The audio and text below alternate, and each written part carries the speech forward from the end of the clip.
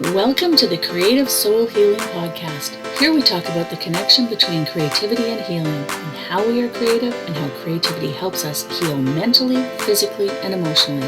Join us now. Hi everyone, Larissa Russell of Creative You Healing, and today I have with me Judy Woods. Judy is an abstract artist who started painting after her father died in 2017.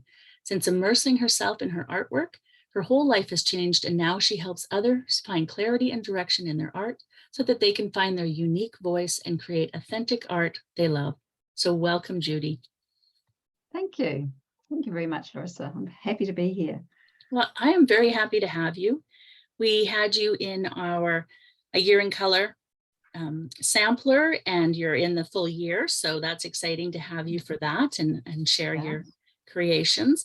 So for those who don't know you, can you share a little bit about yourself and how you got where you are today? Sure. Well, I'm from New Zealand. I live in New Zealand, and I have always loved creating since a child, just absolutely loved it. And I can remember I used to trot around after my mother and ask her, what can I make now? So she was plagued by that question. But anyway, I went to art school and didn't have a great time at art school. I just basically lacked self-belief, self-confidence. And I think to thrive in an art school, you have to like what you do and be able to put yourself out there. And I certainly wasn't at that stage in my life at that time. So after art school, I floated around for a little while, and then I decided to go to teachers college, and I learned how to be a teacher. And when I went into the classroom and taught, I discovered that I loved it. And so that started me on a career of I was teaching art in secondary schools for about 16 years. And during that time, I had a couple of kids. I started a family. And all that time I would try and do a bit of painting, a bit of art, but I never really, it could never be my number one priority because I had partner, children, all those sorts of things. And then when my children went to school, I went back to teaching, and so I had a job as well. So it was always sort of vaguely put on the back burner, really. And then, so fast forward up to 2017, my father died, and I don't know why it hadn't occurred to me before then, but it really brought up front and personal to me that my time was finite, that one day I would be in a box and my life would be over, and I needed to reevaluate what was really important to me. And so at that point, I decided I wasn't teaching anymore because we had moved into the country, and I wasn't teaching. So I set myself up on the dining room table, and I just thought, I'm going to start this and find out what sort of art I can create. And it was rather torturous to begin with. I didn't know what my art looked like. I didn't know what I liked. I didn't know what I was good at. But over time, I gradually found what it was that I loved to do. And it kind of built, and I got better at it. And I started to show my work, and I won some national awards.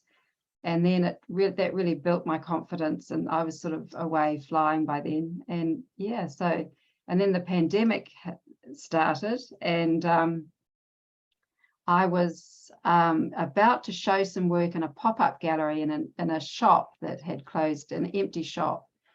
And so I had all these paintings, and I needed to get them framed. And I thought, usually what I would do is just dip into the family budget and pay for the framing that way. But my partner's business is in tourism. And so when New Zealand went into lockdown, and we did that very quickly and very harshly, there was no half measures. We were just all of a sudden at home. I think you were the same in Canada, weren't you? It yes, was quite tough there too. Yeah.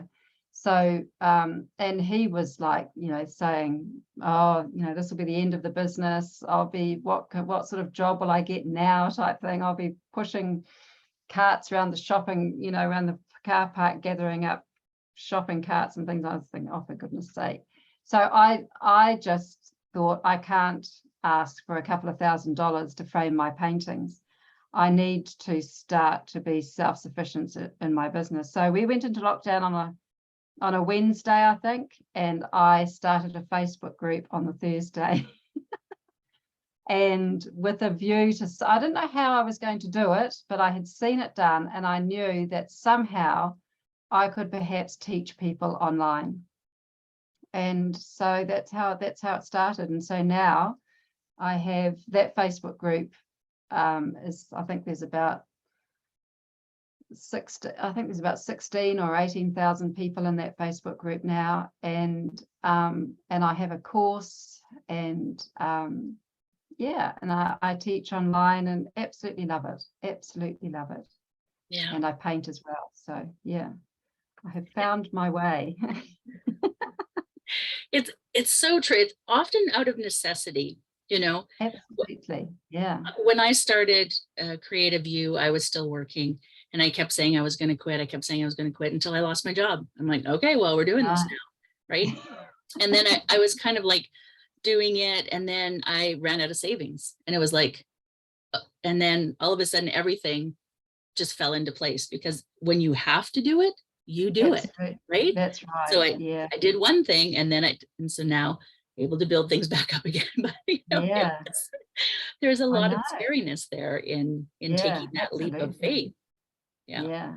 No, big changes. Yeah, it is. But it's amazing what you can do when you are when your back's up against the wall, really. And that's been a fantastic learning for me, because I've never been in that situation before, where I felt like I really have to do something for myself. I mean, I've always just been employed by the government, teaching kids in schools, and then we've always been quite reasonably comfortable financially. But it's brilliant. It's a great example of resilience for my kids as well. So I sort of, even though the pandemic has been a real trial and terrible in so many ways, there's been some good that has come out of it as well. Yeah, I say that often. And I've felt the bad. I know many people have. I've lost friends. But there's been so many things, seeing people come together in community, and seeing the collaborations that people are doing, and seeing how you can now do anything anywhere in the world, because we have access to it. We had the internet, but you still didn't have access to so many things, and everybody kind of had to change. I was already starting online before, but it definitely helped, everybody came online. So and I think all the online things became easier. I mean, how much has Zoom brought people together and made their whole platform easier? It's incredible, really. And I talked to so many people who are like, I didn't even know what Zoom was, right? No, before the pandemic. And now they use it daily. So absolutely. I'd like to revisit something you said about art school. This is a common thing I hear about art school, and how it kind of takes the air out of you, if you will, as an artist, right?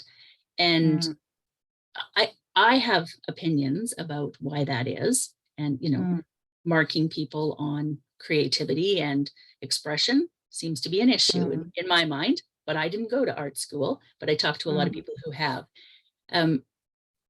You said, was, I believe, the time in your life when you didn't have sort of the experience or confidence to move through that. What would you say overall, if people are thinking of going to art school, or thinking they need to go to art school? What are your thoughts on that? Well, I think it has a place in terms of teaching you technical stuff, techniques and processes. I think it's good for putting you together with a whole lot of other people who are creative. But so I think if you can go into it thinking, I'm going to learn, skills and techniques, I'm going to learn perhaps, well, I hope they do a better job of it now than they did in my day, but I'm going to learn how to have an art practice. Mm-hmm. They didn't teach that to me, but I think they do now. I hope they do. And it's a good place for ideas to sort of generate and be fostered and to develop. But I think I think you have to go in there with a view to what you want to get out of it. And I think you have to be pretty strong, and I think you have to hold people to account, because I think it's very easy for people to nestle themselves in an institution as a tutor or a teacher and not really deliver a great amount of value. And they in my experience, and actually my sister has just recently done a design course, and it depends where you go, of course. Some of them are fantastic, and others of them perhaps aren't, but it would be well worth doing a bit of homework first, I think, because it's a nice income for people who want to pursue their own art interests in a nice environment where they have everything and accessible to, that's accessible to them in order to do that. But whether they actually deliver for their students is another thing. Mm-hmm. And that's what I would be talking to people about if I was interested in going to art school. I find now, especially with the access to so much on the internet, do you even need to go to, because you can learn from so many different people. Yeah, I know. One of the things I remember, I had a good friend that was in art school, and was just the sheer number of things you got to try, right? Like you got to try all the different things. I think that's really important for anybody who's developing a style, is to figure out, because you don't know until you try it, right? No, that's right. Yeah, just trying all the different things. Yeah. And it was great to learn. I mean, I learned, as you say, I did lots of printmaking. So I learned how to do screen printing and intaglio printing and etching and all that sort of stuff, which was great. But at the end of it, I certainly didn't come out feeling like I knew how to technically do it, but I had no idea how to make a composition work or make something that I liked anyway. Yeah. Mm-hmm. Yeah. Those are important things. Yeah, well, yeah, really. They really are. Kind of fundamental. Yes. All right. So do your homework if you're thinking of going to art school. Have a thick skin. Do your homework. Yes. All right. And one of the questions I ask all my guests, what does healing with creativity mean to you? Well, I know you asked this question, and so I've been having a think about it. And my experience of it is after my father died, and he died quite quickly, and I was just in absolute shock, really. And I can remember it was at that time that I decided to start painting, and so all of my all the things I gathered together to bring into the subject of my work at that time was all around him and my memories and just anything to do with him. I had gone in and taken a lot of photos of the inside of his wardrobe, his bedside table, his shed where he did had all his gardening things and all sorts of stuff like that. So I had lots of visual material. I just didn't have him. Mm-hmm. And just the process, I think, of taking all those memories, all that stimuli that sort of suggested him, and putting it and playing with it physically, like holding the papers and playing and arranging them and taking them and doing things with them, you're sort of transforming those things into something else. And I think that's kind of a metaphor for the transition that you have to take from the time that you have with him to now you have a new time and he's gone and you're adjusting to that.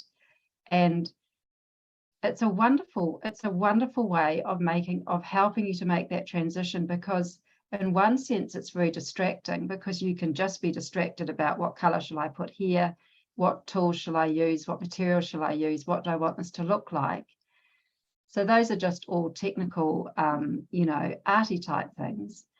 And on the other hand, it's transitioning, it's dealing with those memories, having them there, but also you've got that layer of distraction, which doesn't take you too deeply into the painful stuff. So you'd have time to sit with them and watch them and just be with them, but you can do something with them, and you can make something that means something to you, whether it's beautiful or whatever, but it has some meaning, and it delivers you to a place where you can be with those memories. You've sort of worked your way through with them. They can still be sad, because we have to feel that sadness, but somehow you've traveled with them and you've come to a different sort of place. Yeah. So I think that's my experience of healing, or and I just think it's incredibly therapeutic to have to just the idea of actually touching and maneuvering and playing and working your way through all this stuff that reminds you of the person or whatever it is that you're having to deal with, and somehow coming to a point where you have made something new out of it. And that's kind of what you have to do with your life, really, when someone dies like that. Yeah. Yeah. It's just so true. I can feel that as well. When my partner died, that was when I got back into painting originally. And really? Yeah. it was just a way to process, right? I just needed to move the paint and just be able to process that. And it just and then more recently, well, 7-8 years ago now, more recently, when I went through such a bad depression, and then I used creativity to work my way through that, and journaling and painting and all sorts of things. But yeah, the death of my partner was definitely the time that it was like, I need to create right now. That was the first time I've ever really felt that, Right. that need to process through creation. Yes. It's really interesting, actually, because I haven't given it too much thought before, and it's just been recently that I've been thinking about it. And it's this whole, I don't know what it is within us, within humans. And I think everybody has this. It's not just people who call themselves creatives. I think it's an instinct within all of us to make something. And I think maybe when you're raw and you're cut right to the quick, that's the part of you that wants to rebuild. And so you feel that drive to somehow make something, create something. It's really interesting. Well, I've found that through the years of teaching healing with creativity is exactly that, right? As you create and you're able to express in a lot of ways we are unable to express in the words. Yes, that's right. And so, like, to talk it out, you can only do that for so much. And then even writing's easier for me, but if I can move paint around, or for me it's paint, for somebody else it could be gardening or baking or whatever it is. But just that need. It is a really interesting process, isn't it? Really. Well, we're creative beings. If we would just open up and allow that, And I know, and why we have to. I mean, the other thing that comes with it is this judgment as well, and that's so hard. I have a student who I'm going to meet with later this week, and she's having a real tough time with it. And I said to her, between now and then, when I see you, I want you to be really kind to the artist that is you. And I want you to tell that critic to go and stand by the gate and just give that give that critic some distance. In fact, send him, it's always a him, funnily enough. Send him or her down to the end of the road and get him to stay down there and tell you if there's a bear or a tiger or a rapist or a mass murderer or someone coming. But yeah, it's just, I don't know why that, I think it comes from that fear, doesn't it? Fear of but if only we could create without that, it would be a magical world, wouldn't it? Yeah. It would be.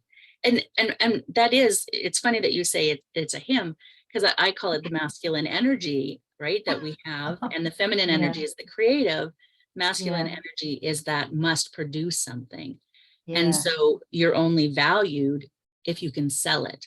But how do you get from A to B, right?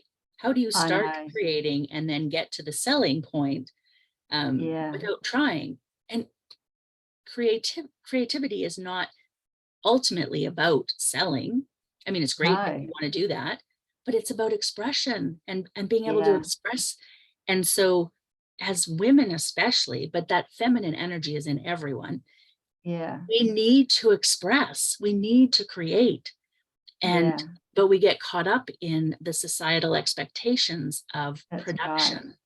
Right. And so it's such an issue. And then of course, you know, that whole going to art class, whether it's in art school or, you know, elementary school, and your teacher's like, trees can't be purple. And I know. we have one in our yard that's purple. What do you mean trees can't be purple? Yeah.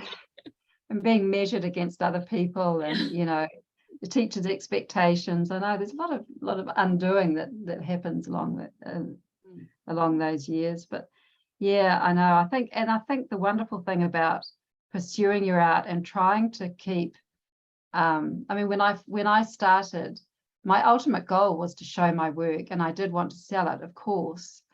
But in the beginning, I knew I wasn't there yet, and so I had to find out what it was that I loved. And so that was what I followed. And when and I used to always, you know, whatever I did, I used to always show my partner, or who was always usually my partner because he was the most available. I would show him, you know, what do you think of this?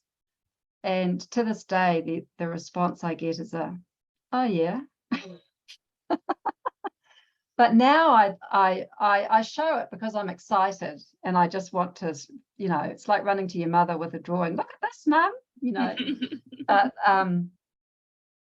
But now I know what it is that I like, and so that's what I pursue. And I think when you find what it is that you love, there's a freedom in that, and so you don't actually need the validation from other people.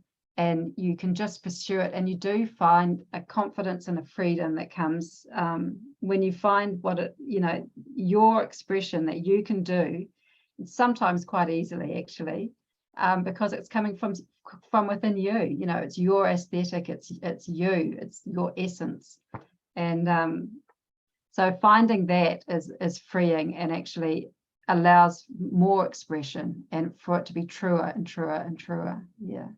Yeah, that's the sweet spot. So I challenge everyone listening to find your sweet spot. Ignore what other people say, and do what feels right for you, and find your sweet spot. Yeah, absolutely. Don't ask your partner.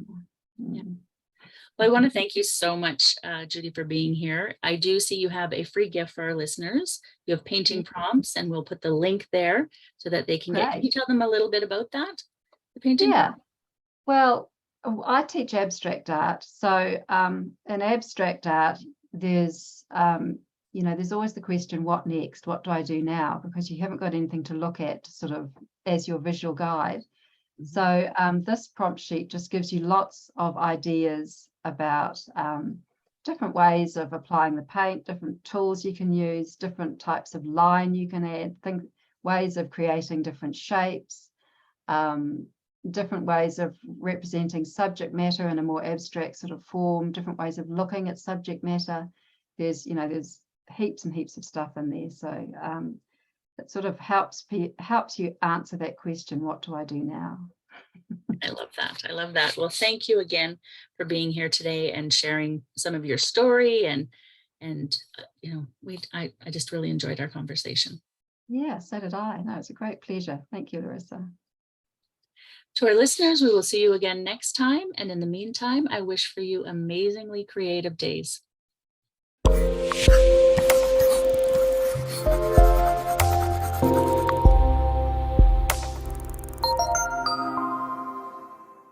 Thank you for listening. If you found our podcast of interest, we'd love for you to leave a review wherever you listen in.